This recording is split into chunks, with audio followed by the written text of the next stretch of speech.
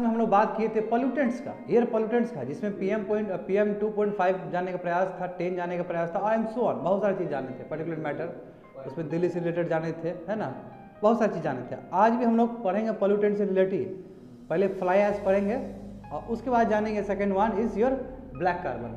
तो हम जितना भी अभी कर रहे हैं, जितना भी हम लोग लाएंगे इकोलॉजी से रिलेटेड, और कर लीजिए मोबाइल से कर लीजिए, तो जितना भी लाएंगे विल टॉक अबाउट अभी फिलहाल के लिए एयर पोल्यूशन। तो देखो फ्लाई ऐश क्या है, देखो थर्मल पावर प्लांट समझ रहे हो, जहाँ पे कोल को यूज करके इलेक्ट्रिसिटी जनरेट किया जाता है, समझ रहे हो ना बात को। शुरू में यहाँ पे काटना शुरू, तो क्या हुआ कि हम इसमें क्या करते हैं, तभी तो आना ही पड़ेगा मुझे पावर पे, अदरवाइज सो जाओगे फिर। देखो फ्लाई ऐश क्या है, उस कैसे इजेक्ट होता है थर्मल पावर प्लांट से, समझे, वो क्या एक प्रोडक्ट है, बाय प्रोडक्ट है, किसका, कोल बर्निंग का।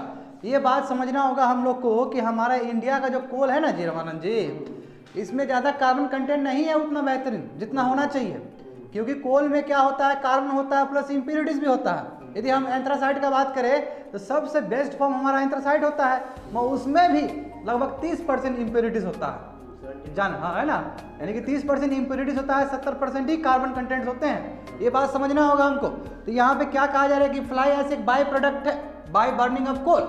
जब कोल को बर्न करते हैं तो बाय प्रोडक्ट निकलता है, वो एक बाय प्रोडक्ट क्या है, फ्लाई ऐश भी है। मगर फ्लाई ऐश इतना मजाक चीज़ नहीं है, फ्लाई ऐश को हम एज अ सीमेंट के सब्स्टिट्यूशन में भी हेल्प कर सकते हैं, यूज़ कर सकते हैं, तो थोड़ी देर में समझेंगे। होप सो समझ में आ गया होगा। ये fly ash ejected by thermal power plant as byproduct of coal burning. देखो कंपोजिशन क्या होता है, फ्लाई ऐश क्या क्या चीज़ से बना रहता है, तो देख लो इसमें बहुत सारे कंपोनेंट्स है, जैसे एग्जांपल एल्युमिनियम है, आयरन का ऑक्साइड्स होता है, आयरन का ऑक्साइड डिफरेंट टाइप्स का हो सकता है, कैल्शियम होते हैं, सिलिका होते हैं, मैग्नीशियम होते हैं, और इतना ही नहीं, इसमें हैवी टॉक्सिक मेटल्स भी होते हैं, लेड हो गया, आर्सेनिक हो गया, कोबाल्ट हो गया, कॉपर हो गया, ये सब भी पाए जाते हैं। तो आर्सेनिक, फ्लाई ऐश अपने आप में अलग चीज़ है as compare to other pollutants. क्यों, अदर पोल्यूटेंट्स खाली दिक्कत ही देता है, और ये पोल्यूटेंट ऐसा चीज़ है, ये बाय प्रोडक्ट ऐसा बाय प्रोडक्ट है, इसका हम लोग अलग कमर्शियल यूज भी कर सकते हैं। तो फिर से मैं दोहरा दूँ, fly ash thermal power plant से निकलता है, ठीक है, इसमें बहुत सारे पार्टिकल्स रहते हैं, एल्युमिनियम है, ऑक्साइड्स ऑफ आयरन है, कैल्शियम है, सिलिका है, मैग्नीशिया है, और उतना ही नहीं इसमें हैवी टॉक्सिक मेटल्स भी रहते हैं, example lead, arsenic, cobalt and copper. आगे बात करते हैं कि इन्वायरमेंटल इफेक्ट्स क्या होता है फ्लाई ऐश से। देखो सिंपल सी बात है, ये एयर को भी और वाटर को भी पोल्यूट करता है, हाँ क्यों ना करे, क्योंकि जान रहे हैं इसके अंदर बहुत सारे चीज़ है, अभी जैसे बताए थे इसका composition, because of the composition of fly ash it can pollutes air as well as water and causes heavy metal pollution in water bodies. Water bodies में देखते हो आर्सेनिक होता है कि नहीं होता, हाँ आर्सेनिक का प्रॉब्लम तुम जानते हो, तुम जुड़े हुए इस चीज़ से, लीड का प्रॉब्लम, तो बहुत ज़्यादा हेल्थ कंसर्न हो जाता है। तो ये कहीं ना कहीं फ्लाई ऐश वाटर बॉडीज को भी पोल्यूट करने में करता है, कंट्रीब्यूट करता है।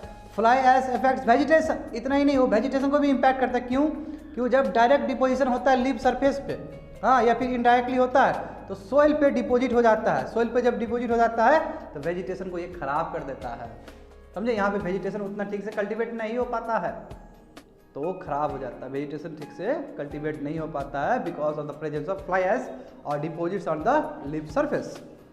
देखो fly ash in the air slowly settles on the leaves, जो एयर में आराम से लीव्स, क्योंकि लीव्स हाई अल्टीट्यूड पे होगा as compare to the ground, तो लीव्स पे आप सेटल हो जाते हैं। Crops in the field areas near the, और जो भी थर्मल पावर प्लांट्स के आसपास जितने भी क्रॉप्स है, क्रॉप वाले फील्ड है, वहाँ पे भी जाके सेटल हो जाते हैं, और इससे क्या होता है कि प्लांट का जो प्रोडक्टिविटी है, प्लांट का जो यील्डिंग है वो घट जाता है। तो कहने का मतलब क्या, एग्रीकल्चर को भी ये बुरी तरीके से प्रभावित करता है, केवल एग्रीकल्चर को ही नहीं, एयर को, वाटर को, यानी कि सोइल को, सब जगह इसका हार्मफुल इफेक्ट देखने को मिलता है। तो ये हमने क्या पढ़ा कि environmental effects of fly ash, मगर तुमको इस चीज़ को भी नहीं छोड़ना चाहिए कि कॉमर्शियल यूज़ भी होता है फ्लाई ऐश का। कमर्शियल यूज़ क्या है कि सीमेंट को हम रिप्लेस कर सकते हैं 35% तक, वेरी गुड ना।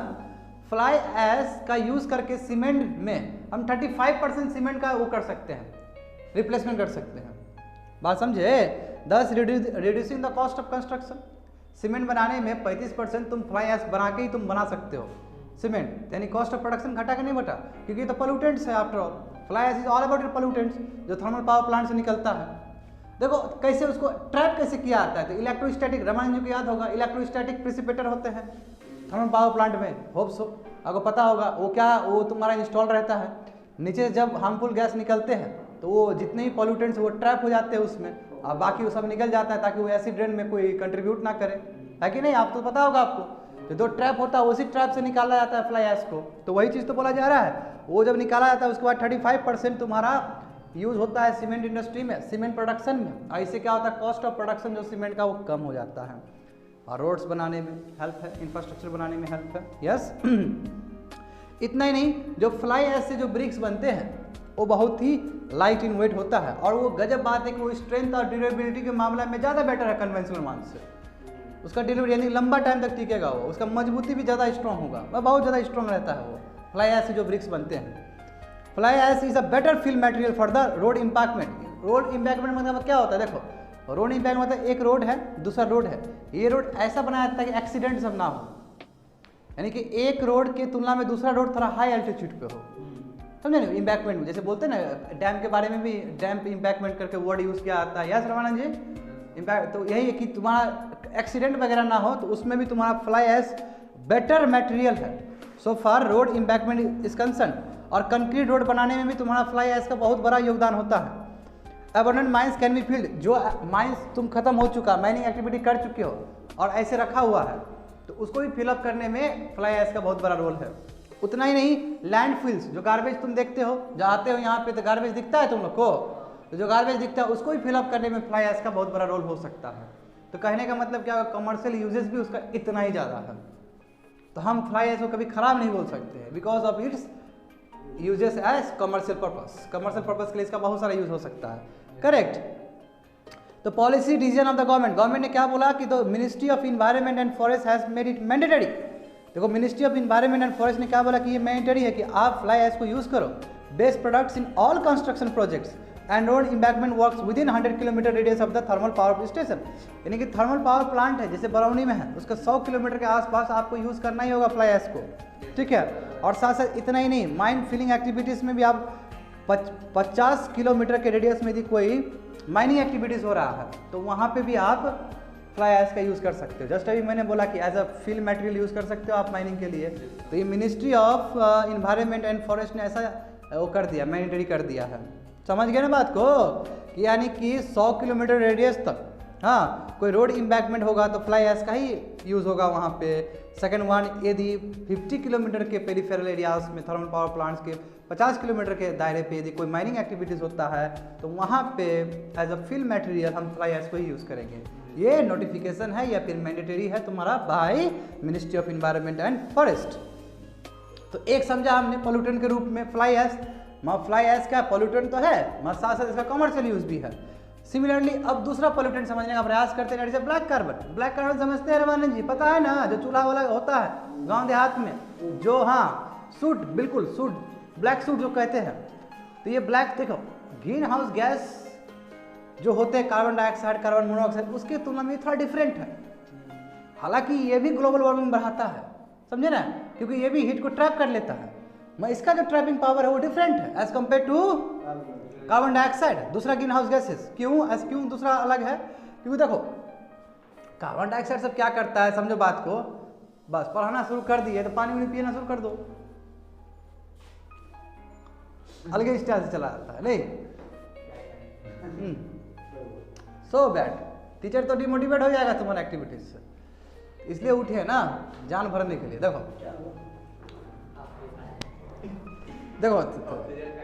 जब ड्राइवर गाड़ी चला रहा है और आगे आदमी ऐसे झपकी मार रहा है तो ड्राइवर कौन मनोबल से चलाएगा गाड़ी? हाँ पीछे जाइए, दूसरे एक्टिव आदमी को भेजिए, यही होता। तो अब हम किसको भगाए किसको लाए ये भी तो बड़ा सवाल है हमारे लिए तो यही है तो हाँ देखो black carbon consist of pure carbon particles. अब ये बात समझना होगा कि ब्लैक कार्बन क्या है। Black carbon consist of pure carbon particles. ये प्योर कार्बन पार्टिकल्स है जी, समझे ना। इसका यदि मैं रेंज का बात करूं तो 5 नैनोमीटर से लेकर 30 नैनोमीटर तक हो सकता है इसका साइज, ठीक है। और देखो ये समझना होगा कब फॉर्म होता है, जब इनकम्प्लीट इनकम्बसन होते हैं। बात समझ रहे हो ना, जो चूल्हा वूल्हा गाँव में होता है उसमें क्या करते हैं, उसमें इनकम्प्लीट रहता है कि नहीं रहता है, इसलिए तुम देखा कढ़ाई के नीचे तुमको ब्लैक सूट लग जाता है। ये क्योंकि इनकम्प्लीट कंबसन। इनकम्प्लीट कंबसन कब होता है, जब ऑक्सीजन पूरी तरीके से उसको प्राप्त ना मिले, वहाँ पे प्रोवाइड ना हो ऑक्सीजन। यदि ऑक्सीजन एबंडेंट है तो कंप्लीट कंबसन कहलाएगा, यदि ऑक्सीजन एबंडेंट नहीं है तो क्या बोलेगा, इनकम्प्लीट कंबसन। यानी कि ये इनकम्प्लीट कंबसन के वजह से, इनकम्प्लीट बर्निंग के वजह से ऐसा ब्लैक सूट उदय होता है, ब्लैक सूट का बर्न होता है। समझ गए ना बात को। तो इनकम्प्लीट कंबसन की वजह से फसल फ्यूल, बायोफ्यूल समझते हो। अब बायोमास, ये बायोमास समझना है। बायोमास मतलब ड्राई, कोई भी चीज़ ड्राई हो जिसमें पानी हम निकाल लिए हो, जैसे जरना, हाँ जो फ्यूल वुड होता है। जरना जो है गांव देहात में जो जरना यूज़ किया जाता है वो भी बायोमास से एक तरफ से। गोईठा हो गया क्योंकि उसमें आपका लिक्विड वाला चीज़ नहीं है। बिल्कुल सभी हो गए। कोयला बिल्कुल, इसमें आपका लिक्विड वो नहीं होना, खाली लिक्विड वाला नहीं है, वेट नहीं होना चाहिए, ड्राई होना चाहिए। बायोमास इज ऑल अबाउट, कोई भी फ्यूल हो सकता है, बस वही कि लिक्विड वाला वेट ना, भीगा ना हो। क्योंकि बायोमास क्या करते हैं, सब जितना लिक्विड वाला चीज़ है वो सब हटा देते हैं। बोलते हैं ना कि इसको चूस को हटा देना। पिरामिड वाला स्ट्रक्चर नहीं पढ़े थे इकोलॉजी में, फॉसिल फ्यूल वो डिफरेंट है। मैं यहाँ क्या बताना चाहता हूँ, कोई भी चीज़ जो एज अ फ्यूल काम आए, समझे ना, फ्यूल काम आए, कुछ भी चीज़ काम आए, मैं उसमें वेट वाला चीज़ नहीं होना चाहिए, भीगा हुआ चीज़ नहीं होना चाहिए। वेट नहीं होना चाहिए, dry form, must be dry form. Hydrocarbons, hydrocarbons ना, हाइड्रोकार्बन्स, हाइड्रोकार्बन मतलब क्या हुआ आपका, कार्बन है उसमें, हाँ मीथेन सब में रहेगा। तो कैसे क्या हुआ इसमें आप बात समझिए कि ब्लैक कार्बन का कैसे फॉर्म हुआ, इनकम्प्लीट कंबसन ऑफ फसल फ्यूल, बायोफ्यूल एंड बायोमास। देखो ब्लैक कार्बन मजाक चीज़ नहीं है, इससे रिस्पिरेटरी डिजीज भी हो सकता है। तो बोलते हैं ना कि महिलाओं का लंग कैंसर हो गया गांव में, हाँ जैसे कि सिगरेट पीने का बराबर हो जाता है। ये कहा जाता है ना कंपेयर, कि जो जरना में खाना बनाती है महिलाएं लोग गाँव देहात में, क्या होता है लंग्स पे पूरा इम्पैक्ट पड़ता है। तो इससे क्या होता है, देखो वहाँ पे रिस्पिरेटरी डिजीज हो सकते हैं, और अल्टीमेट स्टेज में कार्सिनोजेनिक भी हो सकता है, यानी कैंसरस भी हो सकता है। समझे, ब्लैक कार्बन वार्म्स द अर्थ। अब देखो इसमें थोड़ा डिफरेंट है, ये क्या, देखो समझो यहाँ पे, यहाँ समझो बता, यहाँ देखो बाकी जो कार्बन डाइऑक्साइड सब है, देखो ये क्या करता है, इसका तरीका क्या है, इसका तरीका डिफरेंट होता है बाकी कार्बन डाइऑक्साइड का। देखो ऐसे कार्बन डाइऑक्साइड है, बाकी जितने भी ग्लोबल ग्रीन हाउस गैसेस है, ये क्या करता है, हीट आता है ऊपर से शॉर्ट वेव लेंथ वाला, अर्थ पे टकराता है, अर्थ से लॉन्ग वेव रेडिएशन निकलता है, ये ट्रैप कर लेता है उसको, यानी कि अर्थ से जो निकला है रिफ्लेक्ट किया उसको ट्रैप करता है। ये क्या करता है ब्लैक कार्बन, कि जैसे ऊपर से आया तभी ट्रैप कर लेता है ब्लैक कार्बन। ये डिफरेंस है दोनों के बीच में, बात समझ रहे हैं ना।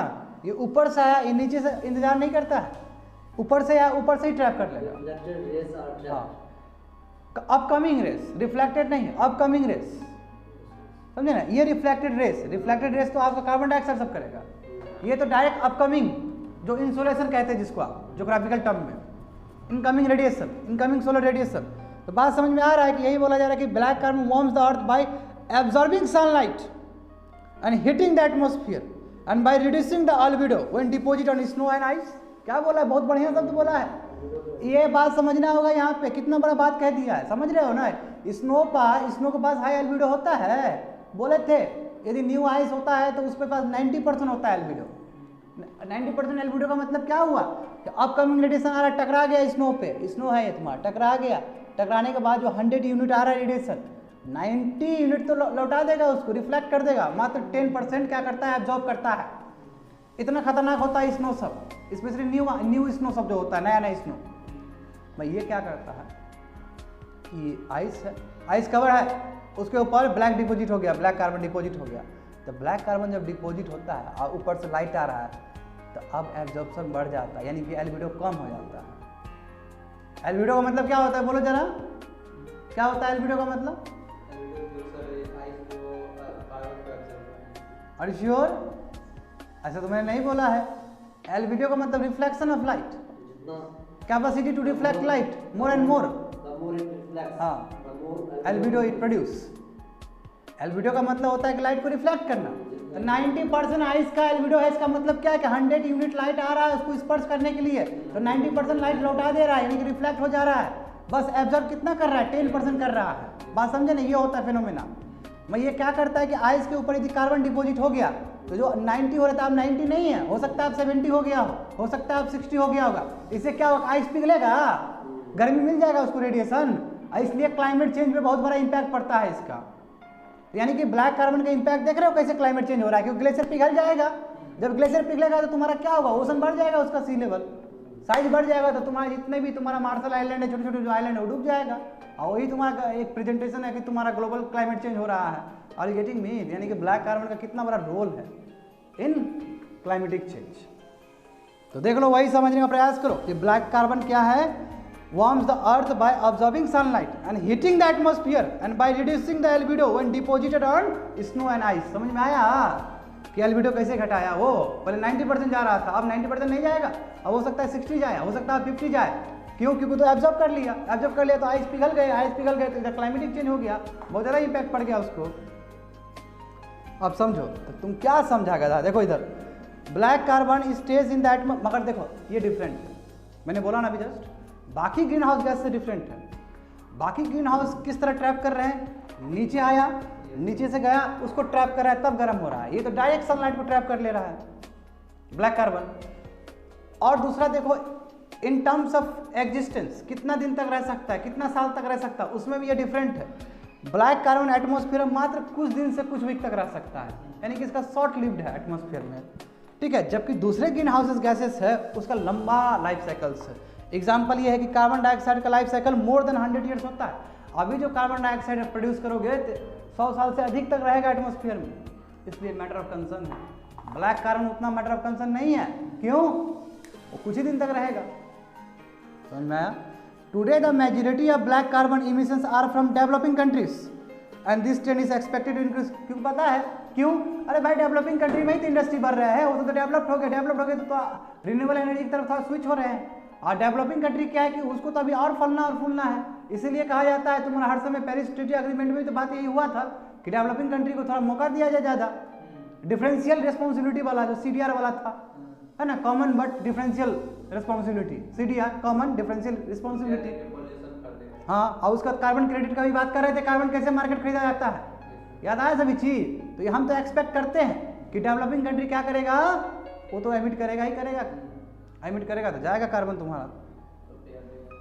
The largest sources of black carbon कहाँ से, एशिया से है, लैटिन अमेरिका से है, अफ्रीका से। लैटिन अमेरिका मतलब क्या होता है, मैक्सिको से नीचे जाओगे सब लैटिन अमेरिका है तुम्हारा, यही लैटिन अमेरिका जो यूरोप का बताए थे कि कैसे तुम्हारा पोर्टुगीज सब इधर आया था, स्पेन सब इधर आया था, बताए थे ना लैटिन का, भूल गया सब। China and India all together, यदि चाइना और इंडिया का दोनों कर दे तो 25 to 35% कंट्रीब्यूशन यहीं से आता है। क्यों, बहुत बड़ा डेवलपिंग कंट्री है दोनों, समझ गए ना। ये हो गया। The majority of soot emission in, अब सूट का मतलब क्या, black carbon soot is emission are due to the biofuel cooking. The biofuel वही बनाए, जरना चुन के तुम डाल के घर में बनाते हो, है ना, गांव देहात में बनाते हो, वहाँ से आता है ज़्यादातर। तो हम खत्म कर चुके हैं। एक समझ लो, अभी जो बता रहे थे कि एल्बिडो क्या होता है, परसेंटेज रिफ्लेक्टिविटी। देखो फ्रेश स्नो है तो वो 90% करेगा, देखो 100 से नीचे है ना, इधर 80 to 90 के बीच में तो 90% रिफ्लेक्ट करेगा वो, फ्रेश स्नो है तो। क्लाउड कितना करता है, क्लाउड का 80% होता है, समझे ना, वो 70 to 80% के बीच में रेंज करता है। यदि ओल्ड स्नो हो तो वो तुम्हारा 70% करता है एल्बिडो, समझ रहे हो ना, 100 यूनिट आ रहा है तो 70% वो घुमा देगा वो। यदि पुराना स्नो है तो, नया स्नो तो 90 तक कर सकता है। क्लाउड कितना कर सकता है, 80 के आसपास। अब सैंड देखो, सैंड का तुम्हारा क्या है, लगभग तुम्हारा वही 30% है। फॉरेस्ट देखो ट्रैप कर लेता है, समझे। वाटर देखो, वाटर तो गजब है, रिफ्लेक्ट करेगा ही नहीं, उसके अंदर चला जाएगा। ये ट्रेंड है कि एल्बिडो किस तरह होता है। ये albedo is all about your reflectivity, कि कितना रिफ्लेक्ट करेगा। That's it for today's class of ecology and environment. तो फिर से मैं रिकैप करवा देता हूँ कि आज मैंने क्या किया। फ्लाई ऐश के बारे में बात किया है, उसके बाद मैंने बताया है कि इन्वायरमेंटल इफेक्ट्स क्या होता है फ्लाई ऐश से। उसके बाद हमने देखा कि कमर्शियल यूजेस क्या होता है फ्लाई ऐश का। उसके बाद policy decision of the government की फ्लाई ऐश को आपको मैंडेटरी यूज़ करना ही पड़ेगा, ठीक है। नंबर 1 रोड इम्पैक्टमेंट में, number 1 and second 1 is mining activities में। उसके बाद हमने ब्लैक कार्बन के बारे में बताया, ब्लैक कार्बन कैसे जनरेट होता है in complete combustion of fossil fuel, biofuel and biomass.